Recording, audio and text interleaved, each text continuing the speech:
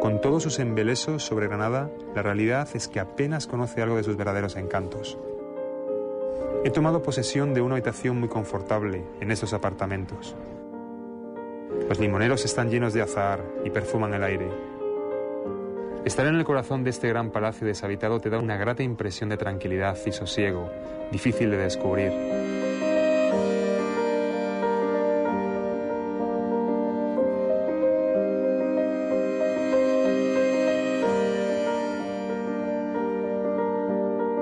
La simple mención de su nombre, Washington Irving, evoca el perfil del viajero, un tiempo pasado, la búsqueda del exotismo. Entre estas paredes se fraguó uno de los mitos románticos más poderosos, el de Oriente en Occidente, la Alhambra.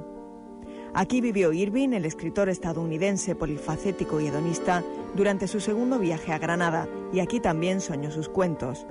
150 años después de su muerte, la Alhambra, aún en deuda por el regalo, conmemora este aniversario con una completa exposición. Así, le da la bienvenida de nuevo al más célebre de sus hijos adoptivos.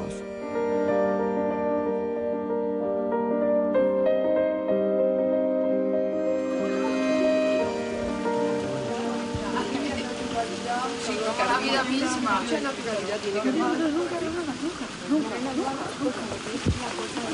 No hay granadino que no sepa la leyenda de la mano y la llave. Según esa leyenda, el día que la mano coja la llave, se abrirá la tierra y todos los tesoros ocultos de la Alhambra aparecerán. Ay, qué bonito. Pero cuando llega Washington Irving a Granada, él conoce esta leyenda, se la cuentan los habitantes de la Alhambra, y como él es un escritor culto, refinado, va a embellecer esta historia y va a nacer uno de los cuentos de la Alhambra más famosos, la leyenda del astrólogo árabe. Los patrimonios hoy no son solo los monumentales, sino que hay que volver la mirada a esos elementos que forman parte de las tradiciones, de la cultura oral, también del patrimonio lingüístico. Y yo creo que ese mundo trascendido de una Alhambra legendaria es parte indisoluble de su realidad. Haya venido pues con gente de aquí, conocida, y claro, pues no te enteras igual.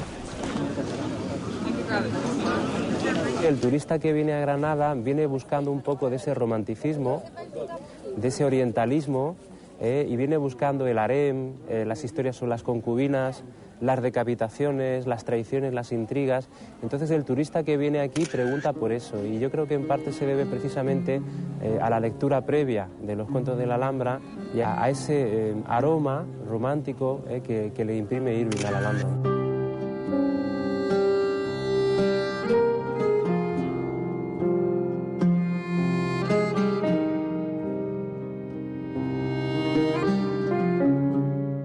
El responsable del mito era el menor de los 11 hijos de una acomodada familia norteamericana. Javier Villoria, profesor de la Universidad de Granada y especialista en la figura de Irving, le confirma como un chico caprichoso y mimado, pero un hambriento lector. Abogado por inercia, poco dotado para los negocios familiares, Washington alterna escritura, viajes y bancarrotas, y no se instala definitivamente en la literatura hasta pasados los 30 años. Sin embargo, el impacto de su primera gran obra, el Sketchbook, aún resuena. Es un éxito en Inglaterra y es un éxito en los Estados Unidos. Y hay dos historias fundamentales en el Sketchbook, que son Rip Van Winkle y Sleepy Hollow, o El Caballero sin Cabeza, que se han convertido actualmente en un clásico de los cuentos de la literatura norteamericana y de la literatura anglosajona. Lo ha conseguido el éxito literario y el reconocimiento y el prestigio, y dinero que le hacía falta. ¿Qué hago? Viajar. Ese era su leitmotiv, por lo cual se dedica a viajar hasta que agota todo su dinero. Alemania, Francia, Dinamarca. La vida de Washington Irving se convierte en una sucesión de viajes y retiros literarios para poder costearlos. Y es una propuesta literaria, la biografía de Cristóbal Colón, la que le trae finalmente a España. Después de 2 años encerrado en Madrid, la meca romántica de Oriente en Occidente le acoge por primera vez en 1828. Conocedor de nuestra historia, con la figura del rey Boabdil rondando la obsesión, Washington Irving llega a Granada. La primera visita sube corriendo por la Cuesta de Gomeres. Llega a la Puerta de la Justicia y se encuentra con un desarrapado que se presenta como un hijo de la Alhambra, que es Mateo Jiménez. Y yendo con él se dio cuenta de que este hombre era realmente un pozo sin fondo de historias legendarias y leyendas y de imaginación y superstición, por lo cual entretenía realmente su conversación. Yo creo que cuando deja la Alhambra, no la Alhambra, sino Granada, perdón, camino de las Alpujarras, su destino en este caso era Sevilla, ya llevaba en mente que aquí había material para una obra. Mateo Jiménez, la reina Coquina, la tía Antonia, los hijos de la Alhambra contaron a aquel americano culto muchas de las historias legendarias de lo que hoy conocemos como los cuentos de la Alhambra. En sus páginas, múltiples lecturas, la tradición oral depurada, el retrato histórico de nuestro país y la reivindicación del patrimonio. Para apreciarlo en su justa medida hay que realizar un ejercicio de imaginación. La Alhambra que acogió a Irving y en la que pasó 3 meses poco tiene que ver con la que hoy conocemos. Pues ahora estamos en la Plaza de los Aljibes de la Alhambra y este fue durante un tiempo el corazón de la vida social cuando Washington Irving llega a la Alhambra. La Alhambra de entonces no era ni mucho menos un monumento, era un barrio relativamente marginal. De hecho, muchas de las torres que veis eran prisiones. Por ejemplo, ahí tenéis la Torre del Homenaje. De ella se decía que había lugar para 7 encierros. Cuando Irving llega había presos en la Alhambra. Era una extraña combinación de barrio, prisiones y un monumento también.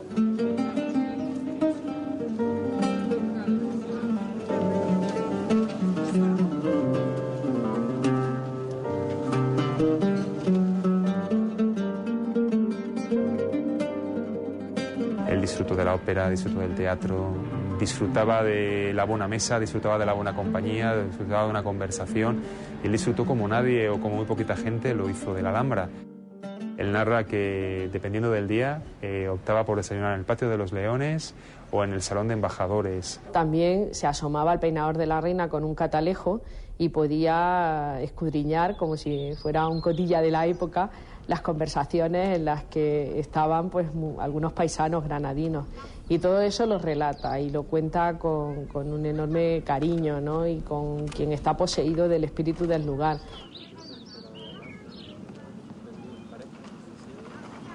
El espíritu de la Alhambra persistía aún en Irving cuando dio por finalizada la obra con su edición de 41 cuentos, más de 20 años después de marcharse de Granada, en Estados Unidos. El foco ya estaba orientado hacia el monumento y después de su estancia, la reina Isabel II destinó fondos para la recuperación de la Alhambra, iniciando un camino de valoración del patrimonio que llega hasta nuestros días.